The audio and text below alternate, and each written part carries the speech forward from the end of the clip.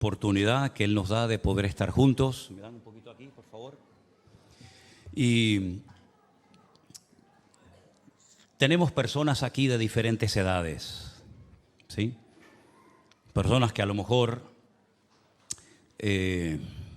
tienen recuerdos de Canarias o de España completamente diferentes a lo que estamos viendo hoy en día en el mundo. Por mi parte, desde mi humilde opinión, yo nunca había tenido la sensación de ver al mundo tan mal, tan desordenado, como si esto fuera una especie de gran manicomio, un polvorín, que en cualquier momento puede salir todo por los aires, como de un tiempo a esta parte. Créanme. Cuando estuvimos, por ejemplo, en el mes de diciembre del año pasado en Israel, yo no conocía a ese país y conozco a ese país como la palma de mi mano. Como dice Elena, es nuestra segunda casa. Y yo no conocía a ese país como me lo encontré en diciembre. Para mí, Israel es el país que impacta a las personas que van por primera vez, porque es un país de miles y miles de jóvenes y es uno de los países más alegres que he visto en mi vida. Y miren, he vivido en Andalucía, que tiene fama los andaluces de ser muy alegres y lo son, pero yo nunca en mi vida he visto un país más alegre que ese país. Gente danzando por la calle, cantando por la mañana, por la noche, gente muy, muy mayor, niños, jóvenes. Era un país con una alegría que a más de uno le llamaba la atención. Pues yo me encontré un país triste, apagado, cuando estuve en el mes de diciembre el año pasado, claro, con todo lo que había ocurrido, y volví en enero de este año y no vi todavía lo que vi hace años cuando iba, ¿no?, con grupos. Ahora nos vamos el lunes otra vez. Mañana, lunes, salimos para Madrid, estaremos allí pasando la noche. Tenemos que pasar la noche porque el vuelo sale para Tel Aviv a las 8 de la mañana y tenemos que estar en este tipo de vuelos 3 horas antes. Y vamos con un grupo grande de hermanos que nos vamos a encontrar en Madrid. Ya otros están en Tel Aviv. Y cuando el grupo este se vaya, que son casi, no sé, 50 personas, pues estaremos un par de días un poco descansando y esperamos al siguiente grupo. Y vamos a estar prácticamente hasta final de mes en ese país. Pero ni en lo político, ni en lo social, ni en lo religioso, ni en nada se parece ese país al que yo conocí hace años, que me llamó tanto la atención, y a todo el mundo que hemos llevado, y hablamos ya de miles de gente que hemos llevado a Israel, siempre impacta. Yo recuerdo que mi infancia en Venezuela fue una infancia maravillosa. La gente de Venezuela en aquellos años no se querían ir a vivir a los Estados Unidos, porque se vivía casi mejor en Venezuela y encima hablando español que irte a los Estados Unidos. Mis bisabuelos y mis abuelos se fueron a Cuba, huyendo de la guerra civil, de la posguerra, del hambre, de la miseria. Otros de mis familiares después se fueron a Venezuela, otros a Argentina. Y eran países que ofrecían una esperanza. Eran como, permítame que ponga este ejemplo, como Egipto en la Biblia, ¿no? Saben que cuando había miseria, cuando había pobreza, cuando había escasez de alimentos, cuando no había lluvia, siempre la gente iba a Egipto y siempre había una oportunidad, ¿no? Independientemente de todo lo que representa espiritualmente Egipto, en Egipto siempre había agua, siempre había trabajo, siempre se podía empezar una vida nueva. Pues esos países hasta el otro día, como quien dice, eran eso. La gente iba. ¿Cuántos canarios fueron a Venezuela, a Cuba, verdad? ¿Y cuántos hijos de esos que fueron a Venezuela después han vuelto, hijos y nietos, verdad? Y uno mira ahora a esos países, por ejemplo Venezuela, Cuba, el mismo Chile, Argentina, ahora Colombia, lamentablemente, y tantas naciones de la tierra que uno dice, Señor, ¿qué es lo que ha pasado? ¿Qué es lo que ha pasado? Países ricos, países hermosos, con unos recursos naturales que ni ellos saben lo que tienen, y se encuentran en una situación de caos, de desorden. Te encuentras venezolanos ¿Cuántos venezolanos hay aquí? Unos cuantos, ¿no? Te encuentras venezolanos en todas partes donde uno viaja. Me los encuentro en Estados Unidos, en Ecuador, en la península, en todas partes donde vamos hay un montón de gente que ha salido de Venezuela cuando antes la gente quería ir a vivir a Venezuela, ¿verdad? Y uno se pregunta, ¿qué es lo que ha pasado? Es como las fichas del dominó, ¿no? Que las pones así todas paraditas, tumbas una y van cayendo una detrás de otra y parece como que todos se han puesto de acuerdo, todos opinan igual, todos hablan igual, todos protestan igual y parece como que se han copiado el uno del otro. Y si uno fuera joven, ¿no? Si uno diría, bueno, vamos a buscar un país donde pueda ganar dinero, donde pueda empezar una vida nueva, la verdad es que está muy difícil la cosa porque uno dice, ¿a dónde va uno? ¿A dónde va? ¿A qué país se va uno ahora? Europa está en una decadencia total y absoluta. Hoy vi unas manifestaciones terribles en París, capital de Francia, terribles. Cuando estuvimos en Bélgica el año pasado, vimos un destrozo de la ciudad, equipos de fútbol que se peleaban unos a otros, contenedores quemados, coches destruidos, escaparates de hoteles, de restaurantes, de bancos destruidos. Y pregunto, si uno quisiera ir hoy en día a un país, ¿no? Y decir, bueno, en este país vamos a empezar una vida nueva, pues no es tan fácil. Antes había un abanico, ¿no? Un abanico grande de países, de posibilidades, pero cada vez como que van quedando menos. Y uno tiene que tener una visión espiritual, porque todo lo que estamos viendo no se puede entender, no se puede razonar. ¿Cómo es posible que, por ejemplo, en los Estados Unidos, un país que para muchos ha sido el paraíso terrenal, ¿no? El sueño de ir a América, ¿no? El sueño americano, ¿verdad?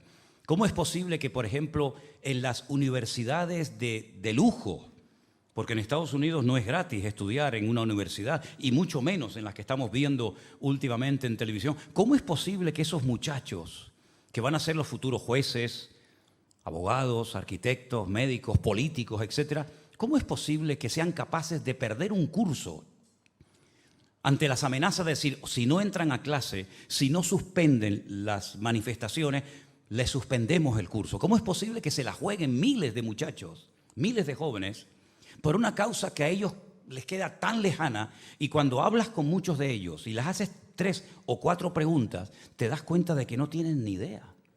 Creo que comenté aquí un día que estaba un día en la plaza de Tomé Cano y se me acercó un muchacho con una revista y en la revista había una bandera de Palestina y el muchacho iba pidiendo dinero. Y cuando yo le pregunté para qué era esa revista, él me dice, bueno, para apoyar la causa palestina. Y entonces le dije, ¿y cómo se llama el líder político de la autoridad palestina? Dice, no sé. Digo, ¿no sabes cómo se llama el líder de la autoridad palestina? ¿Y cuáles son los 2 partidos políticos mayoritarios en la franja de Palestina? Dice, bueno, hay uno que creo se llama Hamás, pero el otro no me acuerdo. ¿Ah? ¿Has estado alguna vez allí? ¿Conoces a palestinos? ¿Conoces a judíos? Dice, no, a ninguno. Digo, ¿y este dinero que vas a recoger con esta revista lo vas a mandar para allá? Dice, no, no puedo. Digo, ¿por qué? Dice, porque es para hacer más revistas. ¿Cómo? Para hacer más revistas y lo que quede de limpio de la venta de las revistas, ¿para quién es? ¿Para ti? ¿Para tu bolsillo? Es tremendo, ¿no? Cuando salían por las calles algunos periodistas le decían, oye, ese grito que ya se ha extendido como una especie de cortina, ¿no? Una especie de humo, desde el río hasta el mar, Palestina libre. Cuando le preguntaban a mucha de esa gente, cuando hablan ustedes desde el río hasta el mar, ¿a qué río se refieren y a qué mar se refieren? Oye, es increíble, y esto no lo han hecho cristianos, ni mucho menos, lo han hecho periodistas seculares, y se llevaban las manos a la cabeza cuando decían, bueno, será pues desde el mar Caspio o desde el mar Negro hasta... Y no sabían a qué río se referían. Sí, Israel no tiene ni 90 kilómetros de ancho. Y hay un río que es la división natural entre Jordania e Israel, y el río se llama el río Jordán. Y el mar al que se refieren, porque es como decir de extremo a extremo, es el mar Mediterráneo, no el mar Caspio. no el mar Cantábrico, no el mar Caribe, es el mar Mediterráneo. Si se grita que tiene que ser libre desde el río hasta el mar, ¿qué pasa con los 15 millones de habitantes que hay allá adentro? Porque solamente un 20% de los que viven en territorio o en suelo de Israel, solamente un 20% son, vamos a decir, palestinos. ¿Qué pasa con el 80% restante? Bueno, ahí entran judíos, drusos, beduinos, las minorías, pero bueno, estamos hablando de un 80% de una población de 13, 14 millones de habitantes, le quitas un 20%, estamos hablando de millones y millones de personas que son niños, ancianos, familias, jóvenes de derecha, de izquierda, homosexuales, religiosos, evangélicos, ateos. ¿Qué van a hacer ustedes? ¿Qué pretenden hacer con el 80% de la población que no son palestinos? Habrá que matarlos a todos. Porque si no quieren que la gente viva ahí, como dijo Jordania hace muchos años, los tiraremos al mar. Los vamos empujando, empujando y empujando. Los tiramos al mar, que se ahoguen todos. Estamos hablando de millones de personas y entonces ya nos podemos apropiar de un nuevo territorio. Entonces están reclamando y están hablando de un genocidio. Y matar a millones de personas, ¿qué es? ¿Un favor a la humanidad? ¿Un acto de misericordia o de altruismo que tenemos que aceptar y decir amén y sí, guana, porque es lo que está de moda hoy en día? ¿O tenemos que decir, espera un momento? Es decir, juzgamos a los que matan y ustedes quieren hacer exactamente lo mismo o peor. No tenemos ninguna autoridad moral ni espiritual de pedirle a alguien que haga algo que yo no estoy dispuesto a hacer. Entonces, cuando uno va a la Biblia uno busca respuestas a todo este caos y a este mundo enfermo, que lo mires por donde lo mires. Y otra cosa que quiero decirle antes que se me pase, antes que me olvide, es que ahora está el foco del mundo en un punto. Pero permítame decirles que en este momento hay 25 países en guerra, 25 conflictos en diferentes partes del mundo. Pienso, por ejemplo, en el continente africano, que nadie habla de él. Y todos los días mueren miles de personas. Hace unos meses mataron a miles de cristianos como tú y como yo. Y nadie dijo nada. Nadie salió a las calles a protestar diciendo, ¿pero qué estáis haciendo? ¿Qué están haciendo ustedes? Tribus contra tribus, ahora sube este y mata al otro, y cuando sube el otro mata al siguiente. Y nadie habla de África. Y me acuerdo que había hace unos meses atrás que todos los días en la televisión salían noticias de lo que está pasando, por ejemplo, en Ucrania. Pocas cosas salen ya hoy en día de Ucrania, ¿sí o no? Y estamos viendo cómo está centrándose todo en un lugar y nos olvidamos de que detrás de todo esto hay una connotación y una lectura espiritual que lamentablemente pocos o nadie está haciendo. Porque claro, si invitan a un periodista, a un político, a un sociólogo, a un antropólogo, a una tertulia, pues hombre, tienen tema de conversación para hablar de lo que quieran. Pero ¿quién explica espiritualmente este trasfondo de lo que está ocurriendo? Nadie. Porque la mayoría de los que opinan, la mayoría de los que tienen una cierta influencia y son invitados a esos canales de televisión, la mayoría de ellos son ateos. Y no tienen ni idea de lo que dice Dios, ni tienen ni idea de lo que dice la Biblia, no tienen ni idea de lo que está pasando espiritualmente hablando. Y no se olviden que en esas partes del mundo, todo el mundo cree en algo. Es como en África. En África prácticamente no encuentras ateos. Y sé lo que te digo porque nosotros hemos ido a trabajar a África. Y en África todo el mundo cree en algo. O en el sol, o en la luna, en los demonios, en Dios, en los ángeles. Todo el mundo cree en algo. Y en Oriente Medio todo el mundo tiene su religión. Unos saben cuál es y los otros también. Luego, no podemos sacar el tema religioso o espiritual de todo esto porque entonces no vamos a entender absolutamente nada. Yo estaba leyendo en estos días, y sigo leyendo el libro de Samuel, que para mí es un libro extraordinario. Y en el capítulo 14 se relata una historia que espero que tengan paciencia para poder escucharla. Y la historia dice lo siguiente, 1 Samuel capítulo 14, verso 1.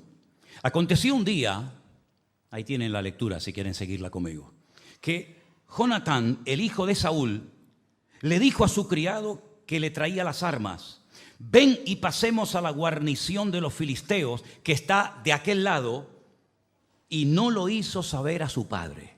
Recuerden que Jonatán no era el rey de Israel en aquel momento. Jonatán era el hijo del rey.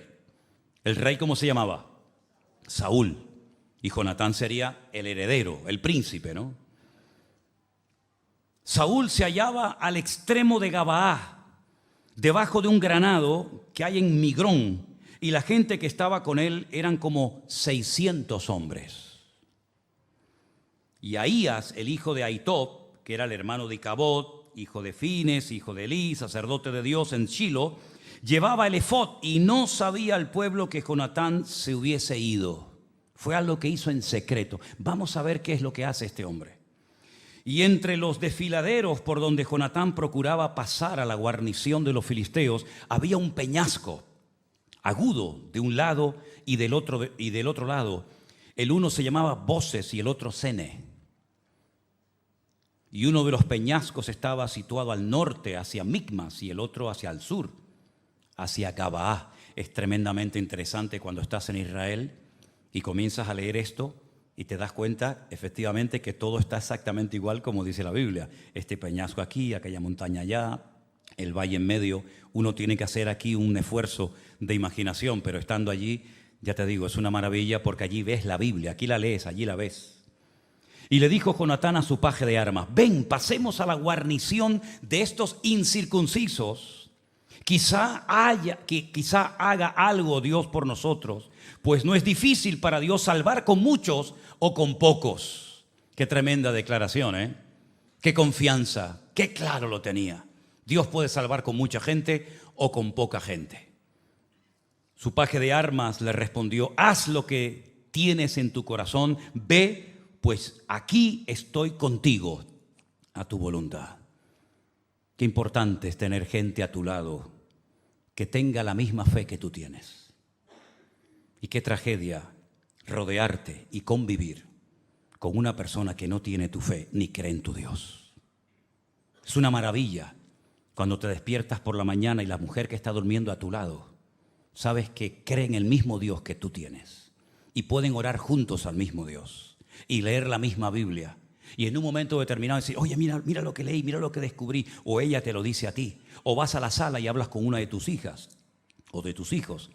Pero qué triste tiene que ser levantarte por la mañana, estar un tiempito a solas en oración después de escuchar el devocional de un pastor que tiene un devocional todos los días de lunes a viernes a las 9 de la mañana y querer ir a él o a ella a decirle: oye, ¿viste lo que dijo? ¿Viste el versículo? Y no puedes decirle nada, porque te va a decir: déjame en paz, por favor. Tu Dios y con tu iglesia, tu pastor y tu religión. Me parece que estás enamorada de ese hombre. Claro, el carnal, ¿cómo habla? ¿Cómo hablan los carnales, hermano? Como los carnales. ¿Y cómo piensa un carnal? Como piensan todos los carnales del mundo, ¿verdad?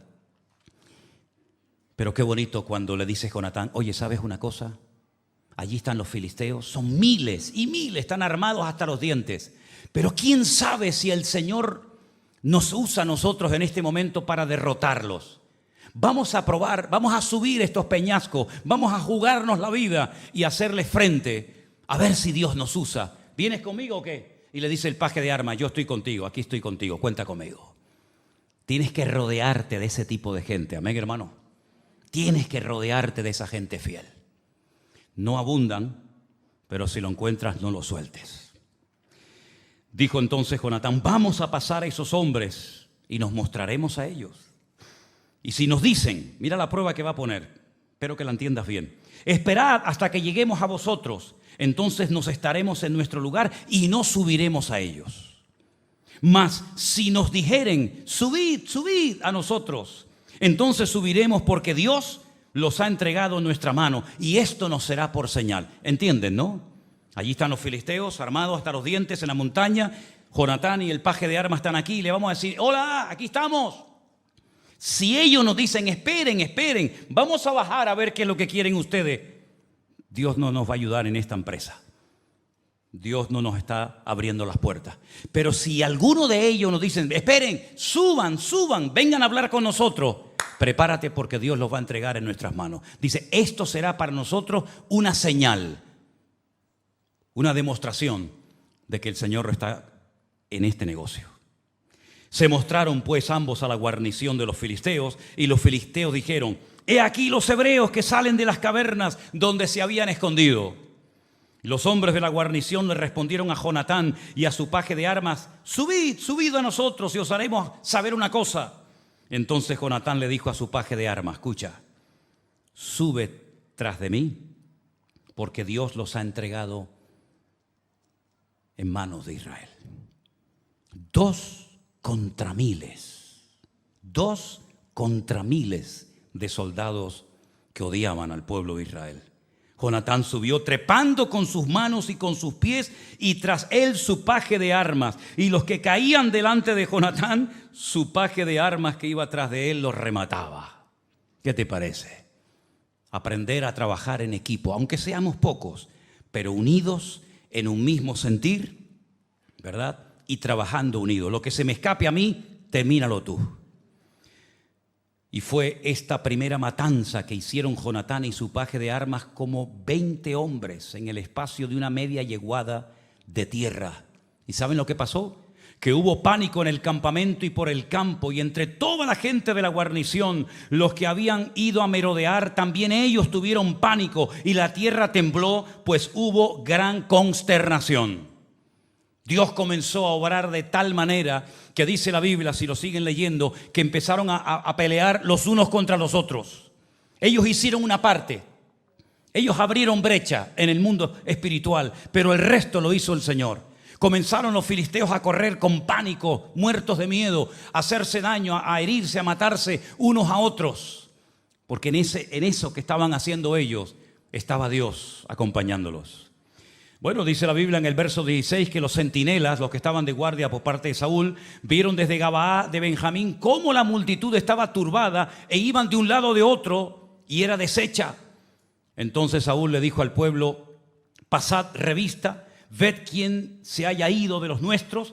Pasaron revista y aquí que faltaba Jonatán y su paje de armas. Viendo los resultados en el campo del enemigo, Saúl dijo, bueno, venga, vamos a aprovechar, pasemos revista y vamos a atacar a estos hombres. Bueno, unos son los que van delante, otros después se suman al carro de los que van delante. Sea como sea, Saúl quiso sacar tajada de todo esto. Saúl dijo, bueno, parece que hay una consternación, que hay un desorden, que hay un caos en el campamento de los filisteos, de los enemigos. Vamos y vamos a aprovechar, como dice el refrán, a río revuelto, ganancia de pescadores. Y resulta que van ellos también al ataque, pero este hombre que nunca fue un hombre espiritual, repito, nunca Saúl fue un hombre espiritual, un hombre consagrado, un hombre sincero, obediente a Dios, nunca lo fue, aunque era el rey de Israel y tuvo muchas oportunidades para convertirse poco a poco en un hombre de Dios, las desaprovechó todas, y resulta que no se le ocurre otra cosa que decir lo siguiente. Mira lo que dice en el verso 24. Los hombres de Israel fueron puestos en apuro en aquel día, porque Saúl había hecho un juramento al pueblo diciendo, fíjate lo que se le ocurrió a este hombre, cualquiera que coma pan antes de caer la noche, antes que haya tomado venganza de mis enemigos, sea maldito. Y todo el pueblo no había probado pan. Claro, tú vas a la guerra, estás horas y horas y horas peleando sin comer, sin reponer fuerza, sin poder beber agua, porque no se le ocurre otra cosa que decir, bueno, el que coma o beba algo antes de que yo haya tomado venganza de mis enemigos, antes de que llegue la caída del sol, sea maldito. La gente cogió miedo y la gente lo comenzó a pasar mal. Pero Jonatán, que no estaba cuando su padre dio esa palabra totalmente fuera de orden, que no venía a cuento para nada, Resulta que él entra en un bosque y dice la Biblia que era tanta la cantidad, tanta la abundancia de miel que había en aquel bosque, que con su bordón, con su vara, dice que con la punta, tocó así y se llevó la miel a la boca. Lo leemos en el verso 27. Jonatán no había oído cuando su padre había juramentado al pueblo y alargó la punta de una vara que traía en su mano, la mojó en un panal de miel y llevó su mano a la boca y fueron aclarados sus ojos. Entonces uno del pueblo le dijo: tu padre ha hecho jurar solemnemente al pueblo diciendo: maldito sea el hombre que tome hoy alimento. ¿Y qué dice? Y el pueblo desfallecía. Un tirano, un carnal, amargándole la vida a la gente. Jonatán y su paje de armas, que ni siquiera la Biblia dice cómo se llamaba, creyendo en el Señor, se la jugaron. Estuvieron dispuestos a perder la vida con tal de que el Señor en un momento determinado los usara y los sorprendiera. Y así fue. Dos personas se enfrentan contra todo un ejército y lo ponen patas arriba al enemigo.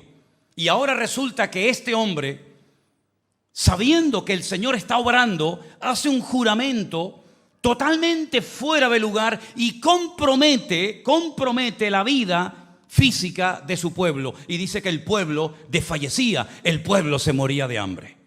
Cuando le dan esta noticia a su hijo, a Jonatán, él dice una palabra tremenda. Jonatán respondió, dijo: mi padre ha perturbado el país. El problema de que el país esté tan mal la tiene mi padre. Mi padre ha sido un juguete roto. Mi padre, que no es una persona espiritual, ahora va de espiritual, diciéndole a la gente que no se les ocurra comer pan ni beber agua hasta que el Señor haya puesto a sus enemigos, digamos, en la planta de sus pies y hayan sido derrotados. Y ahora va de espiritual a un carnal. De un carnal no puedes esperar nada bueno. De una persona que no ama, que no respeta a Dios, que no cree ni siquiera en el Dios que tú crees, ¿qué vas a esperar? No pierdas el tiempo con una persona que parece, pero no, a la hora de la verdad, nada de nada. No pierdas el tiempo en una batalla perdida que puedes terminar robándote el alma y perdiendo lo poquito o lo mucho que puedes tener del Señor. No pierdas el tiempo con gente como Saúl. Saúl era una persona que estaba mal, y el que está mal, ¿qué es lo que transmite? Su maldad, su desorden, su pecado, su desobediencia. Repito, Saúl nunca fue un hombre espiritual, nunca. Ahora, si tú buscas un hombre o una mujer, allá afuera hay millones. Pero si buscas a un hombre espiritual o a una mujer espiritual, para el carro, porque te va a llevar un tiempo encontrarlo, si es que lo encuentras. ¿Y de Saúl qué se podía esperar, hermanos? Si Saúl era desobediente, si Saúl iba a su aire, si Saúl nunca buscó de Dios, Saúl era todo fachada. Dice que en Israel no había otro hombre más alto que Saúl. ¿Y qué? Y todo lo que tenía de grande por dentro lo tenía de enano por dentro. Y toda la apariencia de Saúl no valía absolutamente para nada, porque a la hora de la verdad nunca fue capaz de tomar pasos de fe, porque no era un hombre de fe.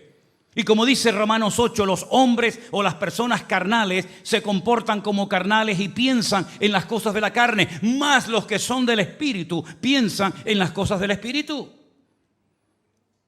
Y ahora este juramento lo que está trayendo es una ruina al país, y su hijo lo dice. Su hijo no es diplomático diciendo, bueno, pobrecito mi padre, hay que entenderlo, ya es mayor, en fin, hay que tener paciencia. No hay que tener paciencia.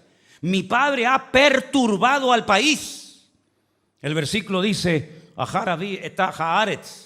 y hay una palabra, esa palabra, ajar, se puede traducir de diferentes maneras. Saben que en la Biblia hay palabras que significan una cosa y ya está, pero hay palabras que son como palabras que nos permiten traducirlas de diferentes maneras. Claro, lógicamente en tu Biblia no vas a tener todas las traducciones, tendrás una. Pero esa palabra ajar se puede traducir por arruinar, por destruir, trastornar el orden, causar problemas, e intranquilidad en la gente.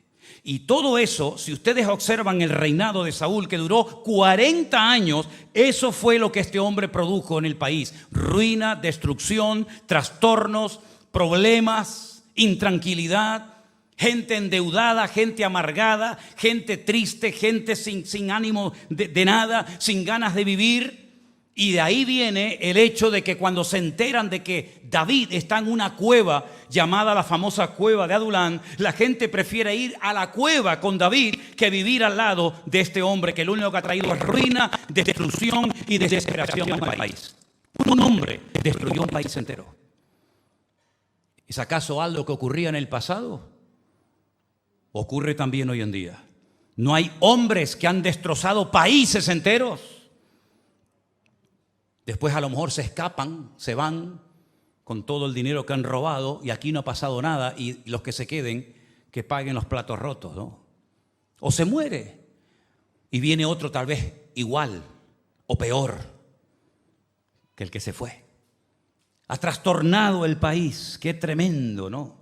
Ahora, es interesante notar que cuando uno, por ejemplo, y te animo a que lo hagas un día si te interesa y tienes paciencia para hacerlo, haz una pequeña lista en un cuaderno, cuáles son las características de una persona que es carnal, de una persona que no ha nacido de nuevo, una persona que puede ser un simpatizante, un oyente, pero eso no significa nada. El diablo también ha oído la Biblia y no se ha convertido. Y los demonios, dice la Biblia, que creen y por lo menos tiemblan. Y anota en una lista cuáles son las características de un hijo de Dios. Y te vas a dar cuenta que hay un abismo, no hay punto de comparación entre un carnal, entre un impío, un pecador y una persona que le ha entregado su vida al Señor. Por ejemplo, la Biblia dice, por sus frutos los conoceréis, ¿sí o no? Y no son palabras mías. Es una forma de identificar, de discernir si lo que estás viendo es de Dios o no es de Dios, aunque parece que tiene apariencia de piedad, pero no tiene nada que ver con el corazón de Dios, ¿verdad? Por sus frutos los conoceréis. ¿Cuál es el fruto que tiene que dar un creyente? Uno que dice que es creyente. Bueno, ahí está en la Biblia. Gálatas 5, 22 y 23. Amor, gozo, paz, paciencia, benignidad, fe, mansedumbre, templanza. Ahí están los frutos. Ahí están las características. Si lees, por ejemplo, el Sermón del Monte, Mateo 4, 5 y 6, una de las bienaventuranzas dice, bienaventurados los pacificadores. ¿Por qué? Porque ellos serán llamados hijos de Dios. Un hijo de Dios no trae ruina. Un hijo de Dios no trae división. Un hijo de Dios no viene a dividir, a enfrentar a los hermanos. Un hijo de Dios no viene a hacerle la guerra a nadie. Un hijo de Dios viene a traer paz. Porque los pacificadores tienen que ser hijos de Dios y los hijos de Dios tienen que producir y transmitir paz a la gente que les rodea y el lugar donde viven. ¿Cuántos dicen amén? Entonces es muy importante ver que, por ejemplo, Saúl nunca dio ningún tipo de fruto positivo, digamos, sino más bien todo lo contrario. Fue una persona que trajo, como dice Jonatán, ha perturbado al país. Pero lo peor no es solamente lo que hacía Saúl. Para mí más triste es que había gente que apoyaba a Saúl y seguían a Saúl. Porque cuando usted ve en un lugar desorden, cuando usted ve en un lugar que Cristo no es el centro, cuando usted ve que en un lugar no está la paz del Señor, el Señor no es el protagonista y usted está en ese lugar, usted está siendo copartícipe de apoyar también el desorden que se predica o se enseña en esa congregación o en ese lugar. No solamente es el que lo hace, sino también el que lo apoya, el que se calla la boca. Y el que no reclama, y el que no protesta, y el que no dice nada en contra de la injusticia, de la manipulación, de la mentira, del engaño, del abuso de poder, etcétera, etcétera. Y dice la Biblia que había gente que iba a la guerra, iba al campo de batalla con Saúl, pero dice, iban temblando. Porque este hombre no transmitía seguridad a nadie, ni él tenía seguridad de sí mismo. ¿Qué seguridad va a transmitir a los demás? ¿Qué seguridad va a transmitir Saúl? Si cuando le dicen que hay uno solo, no son 1000 ni 20,000, sino uno solo que está desafiando al pueblo de Israel, es incapaz de salir de su carpa, de su tienda de campaña, a ver por lo menos de quién se trata. Le tienen que informar, no, es que hay ahí un gigante, un tal Goliat, que está desafiando al pueblo y él está allí escondido como una rata acorralada. Y cuando se entera de que hay un jovencito, que en este caso es David, que quiere ir a pelear contra Goliat, le dice, bueno, pero espérate, vamos a hacer una cosa. Mi armadura, póngansela a él. ¿Pero qué armadura ni sana armadura? Si no te sirve a ti la armadura, le va a servir a otro. Y David dice, bueno, yo por respeto me la voy a poner, pero yo nunca he probado a vivir la vida con la armadura de otro. Yo me defiendo con mi onda, yo me defiendo en el nombre de mi Dios. Y si es un león, o si es un oso, o es un gigante, me da igual, porque no voy en mi propia fuerza, voy en el nombre, sobre todo nombre, el nombre de mi Dios. Yo para qué quiero este escudo si no te sirve ni a ti. Y además me queda grande, porque está hecho a tu medida y no a mi medida. Y no es la armadura la que se tiene que adaptar al soldado, es el soldado el que se tiene que adaptar a lo que Dios tiene para su vida. ¿Qué va a transmitir Saúl? Si dice Jonatán, tú has perturbado al país. Tú has cogido un país precioso, bendecido, lleno de milagros, porque no hay otro pueblo, ni lo habrá jamás sobre la faz de la tierra, que haya visto más milagros que el pueblo de Israel. No hay ninguna nación de la tierra que haya visto tantos milagros y continuos y variados como el pueblo de Israel. Por lo tanto, mis queridos hermanos, hay que tener memoria, pero memoria para lo bueno, no memoria para lo malo. Tú has cogido un país bendecido, tú has cogido un país con una expectativa tremenda de empezar una vida nueva y lo has destruido y lo has perturbado. Y es como cuando hay agua cristalina y de repente metes la mano y mueves hacia el fondo y sale todo el barro, ¿no? Todo lo que hay en el fondo y se enturbia el agua. Eso es lo que tú has hecho. Tú has enturbiado y estropeado a un país precioso. Tú lo has destruido, porque tú estás destruido como hombre. Y Dios te ha desechado. Incluso al profeta Samuel le dijo, ya no ores por él, porque ya le da igual que oren o que no oren. Fíjate cómo era este hombre, tan empecinado en su maldad, que dice la Biblia que cuando Dios no le respondía, porque ya Dios no le respondía, se iba a consultar a una adivina, a una bruja. Dice, bueno, si Dios no me responde, por lo menos que el diablo me responda, como hacen muchos hoy en día, que ya Dios no les responde, que ya Dios no está con ellos, pero sin embargo siguen buscando en los instrumentos del diablo una respuesta a su matrimonio, a su enfermedad, a su economía, ¿verdad? Si Dios no me responde, ¿qué te va a responder Dios, hombre? Si solamente por el hecho de tener vida tenías que ser una persona tremendamente agradecida y estás todo el día viendo los defectos de los demás y te olvidas de verte los tuyos propios. Saúl, cuando el profeta Samuel lo confronta y le dice, ¿pero esto qué es? ¿Esto qué es? Te hemos dicho que no cojas nada del enemigo. Y él dice, no, yo no he cogido nada. No, yo no. Ah, no. ¿Quién lo ha hecho entonces? El pueblo. ¿Se acuerdan de esta historia?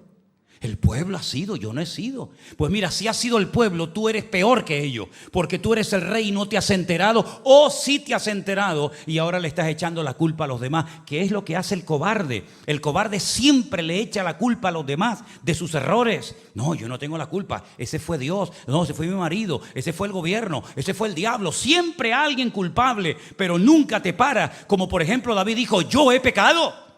Yo no le voy a echar la culpa a la vecina, ni le voy a echar la culpa al clima. No, yo he pecado, yo he metido la pata, yo he hecho lo que no tenía que haber hecho nunca. Y soy digno de muerte. Y pidió perdón a Dios y Dios lo perdonó. Pero el cobarde no tiene valor ni siquiera para salvar su alma. Y todo lo que estamos viendo en el mundo es un reflejo de lo que está ocurriendo en el mundo espiritual. El mundo espiritual siempre, pero ahora, en los últimos tiempos, más que nunca, está teniendo una influencia sobre el mundo tremenda. Porque no es normal lo que está pasando, hermano. ¿O ustedes lo ven normal?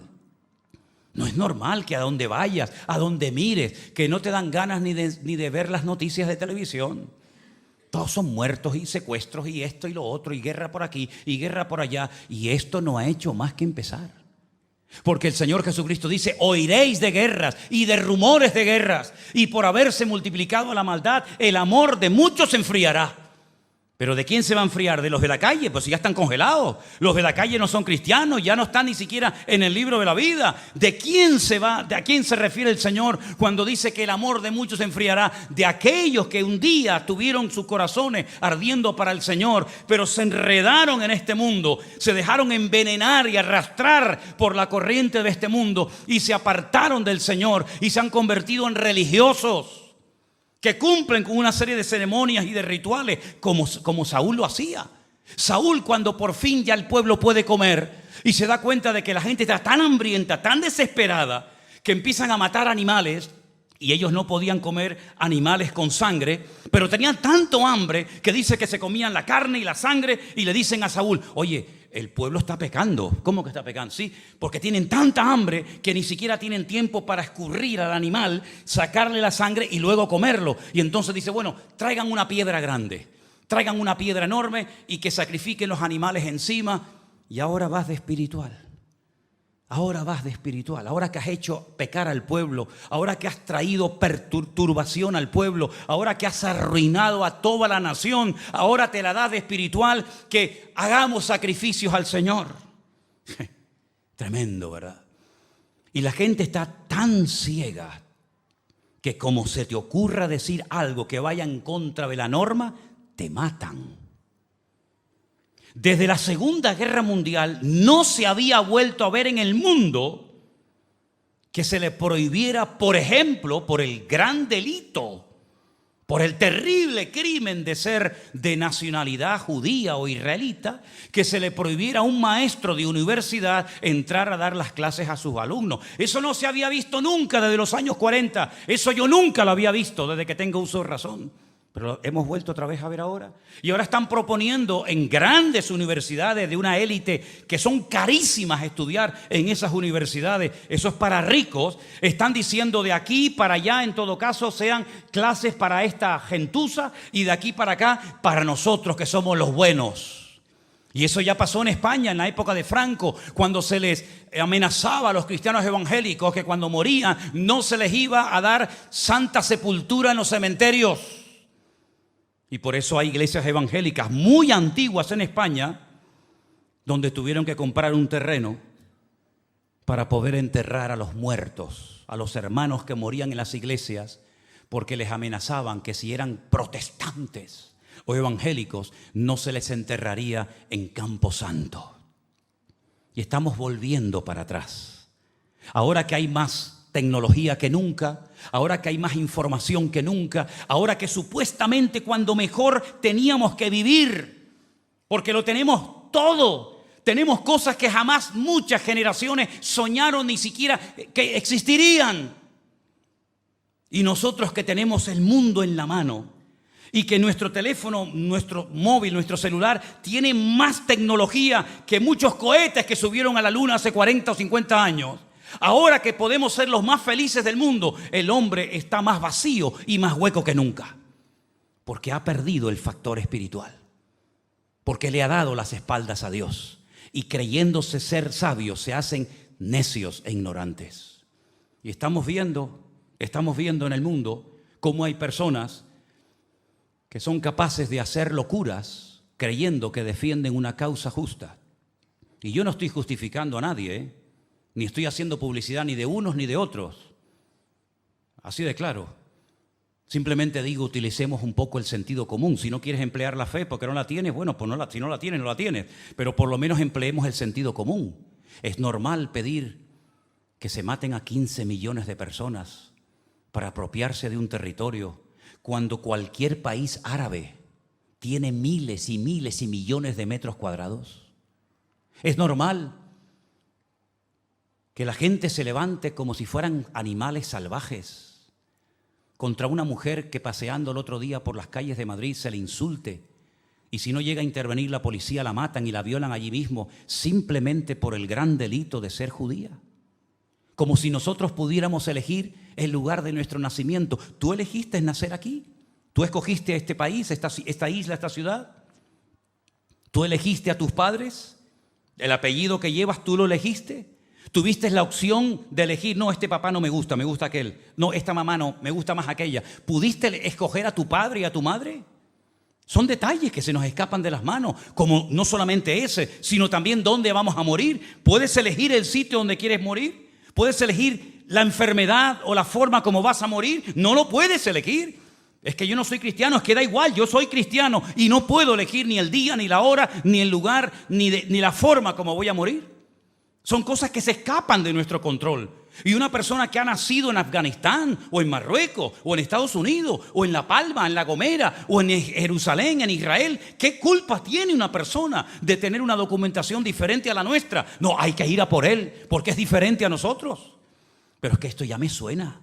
Esto me suena a mí a lo que pasó en territorio europeo hace 70 años atrás. Es lo mismo, porque la Biblia dice, ¿qué es lo que será? Lo mismo que fue.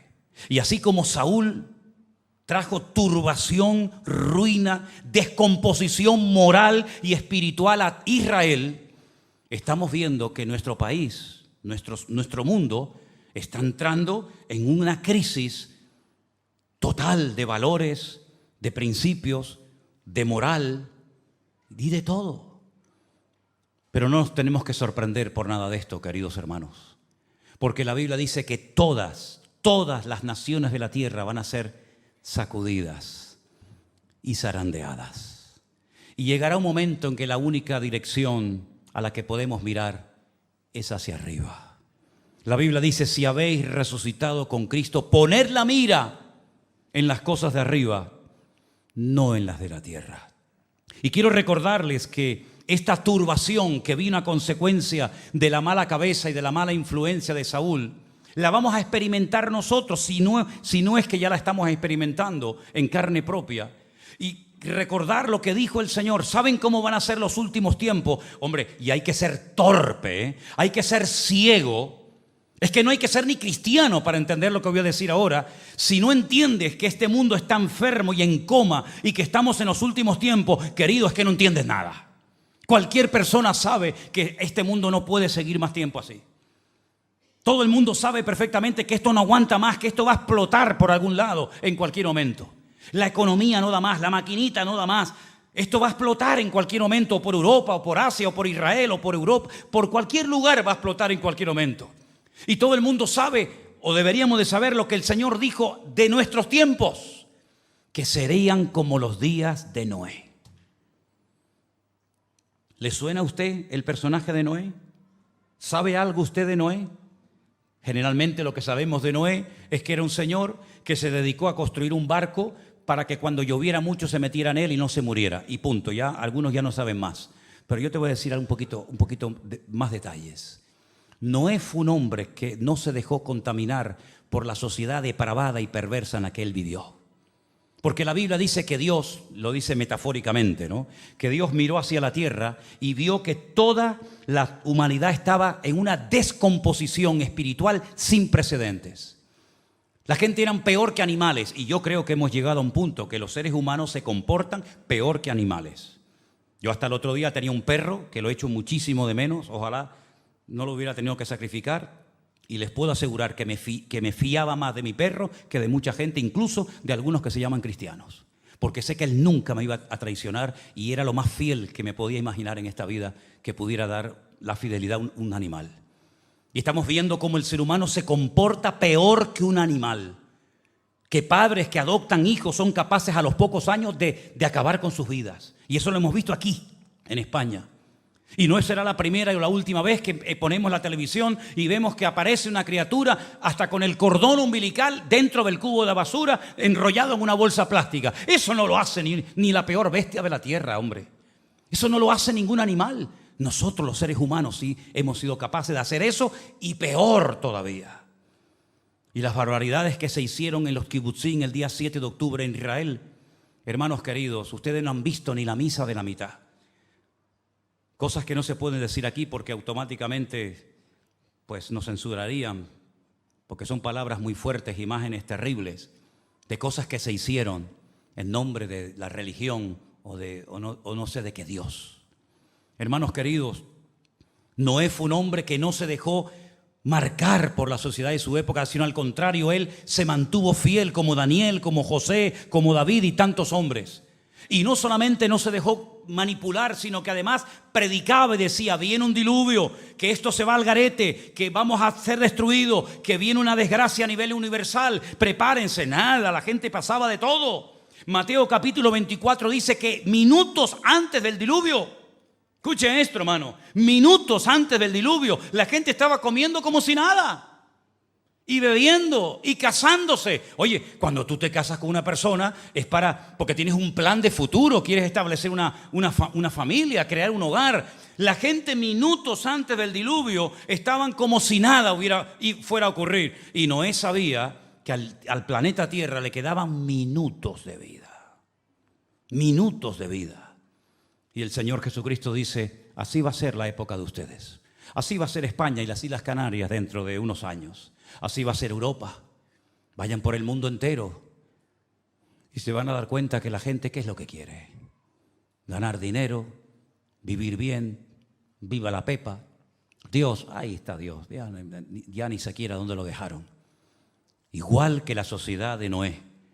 Gente pervertida, gente infiel, gente traicionera.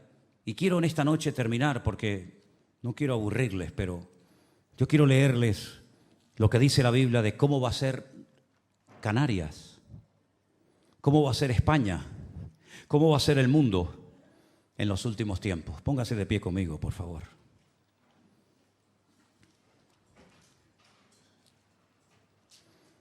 Dice la palabra de Dios a través de la pluma del apóstol Pablo lo siguiente, hablando del carácter de los hombres en los últimos tiempos. Y usted piense, analice si lo que estoy leyendo lo está viendo ya, o es algo que usted dice, estos son cuentos de esta gente que siempre está metiendo miedo con el apocalipsis y con la venida de Cristo, siempre están.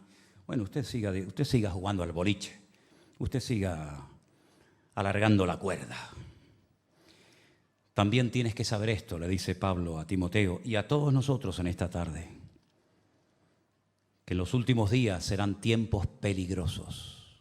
¿Saben? Esta palabra peligroso la estudié en el griego y dice que es la palabra chalepos, que significa tiempos desprovistos de todo principio moral o espiritual. Todo vale.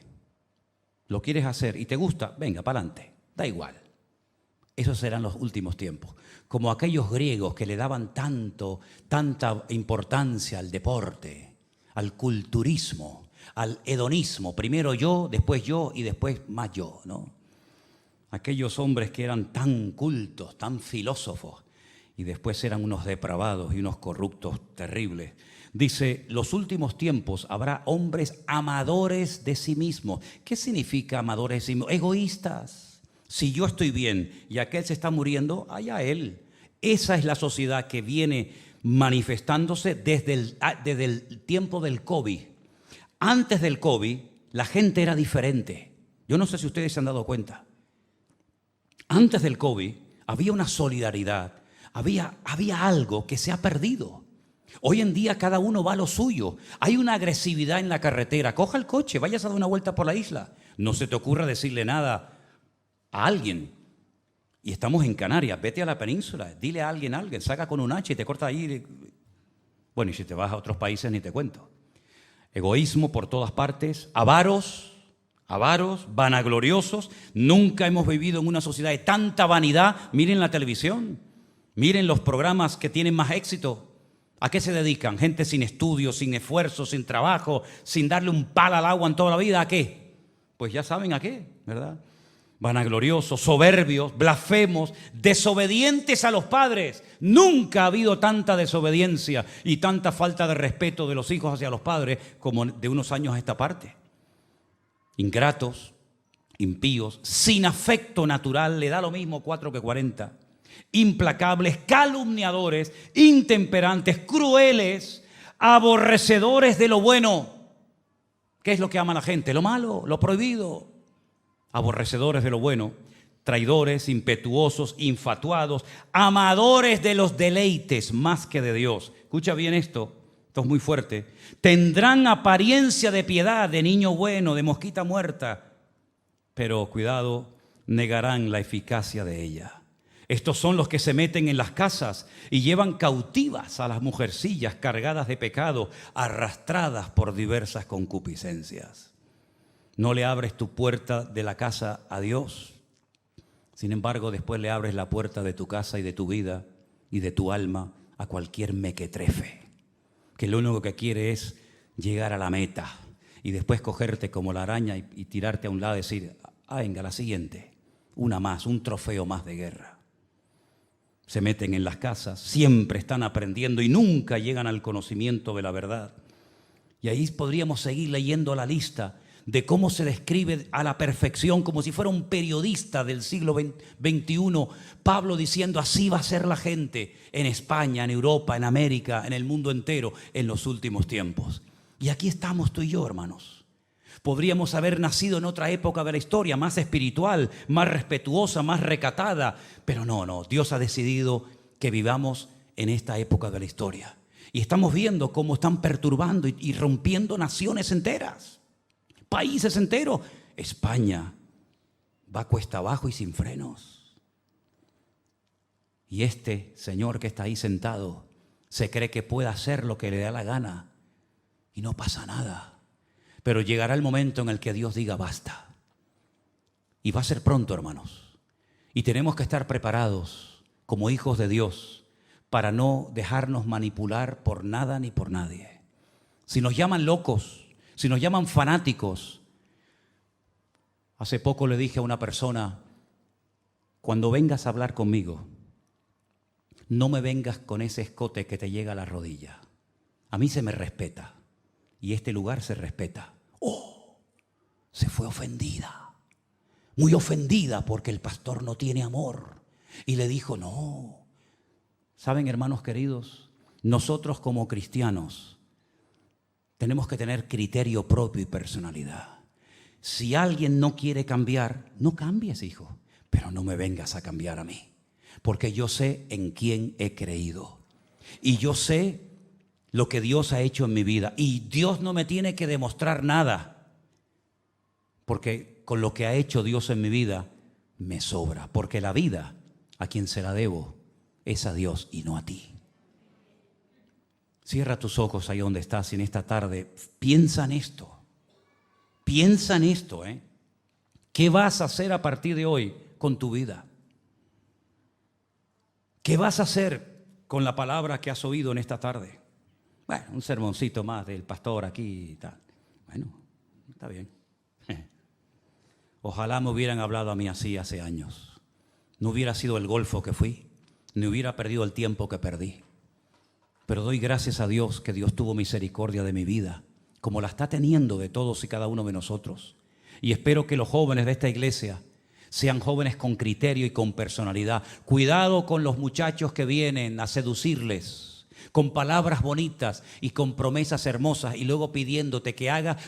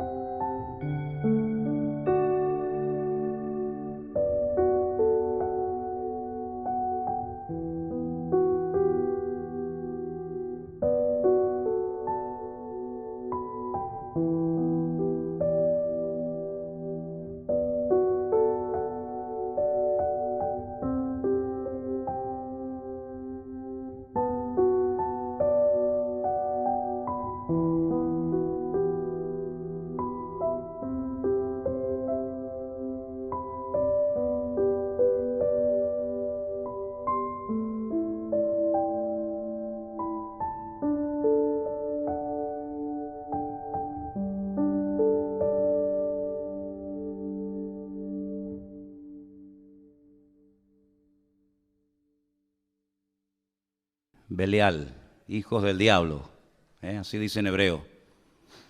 Y qué interesante, cuando terminábamos un culto un día y nuestra hermana Beatriz me decía, tengo un micro secreto, algo que he descubierto de la Escritura, cuando el sacerdote Elí le dice a aquella mujer llamada Ana,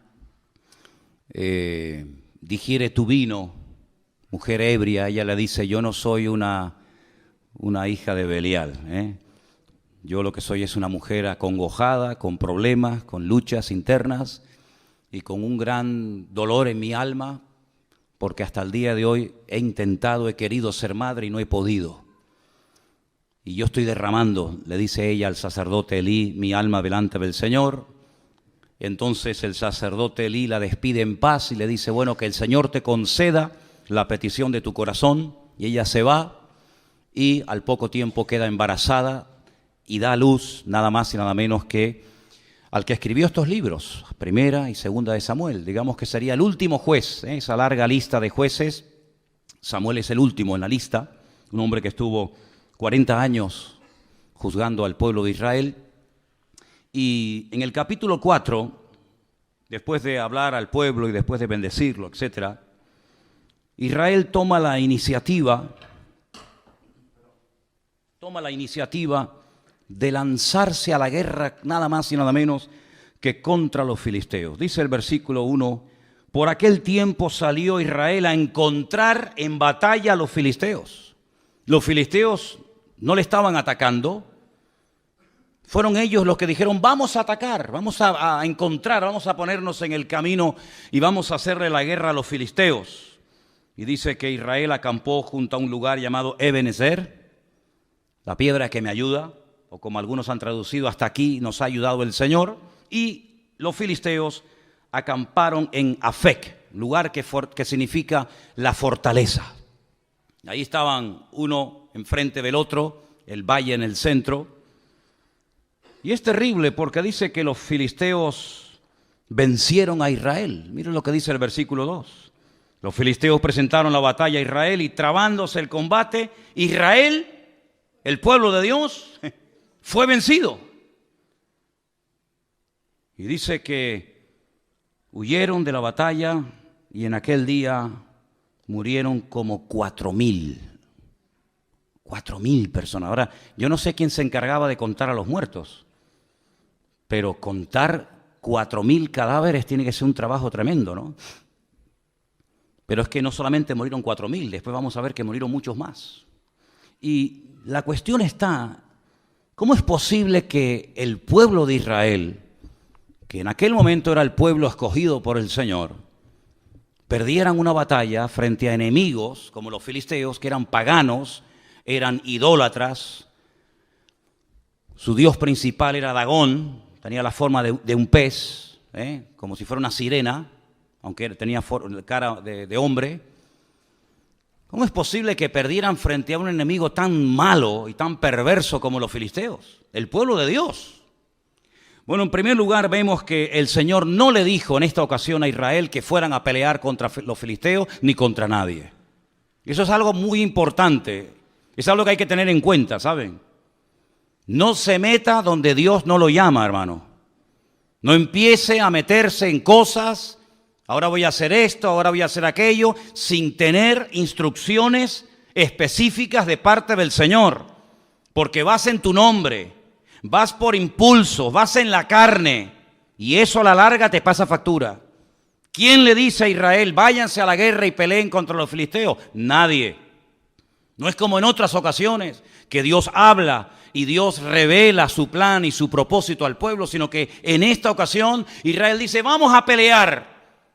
En un golpe de impulsividad o de emoción, vamos a pelear contra los filisteos, que era una nación, que era un pueblo que estaba en la costa mediterránea, tremendamente poderoso, y se metieron en una batalla sin prepararse espiritualmente. Si no solamente no tienen una palabra específica del Señor, sino que no están preparados espiritualmente.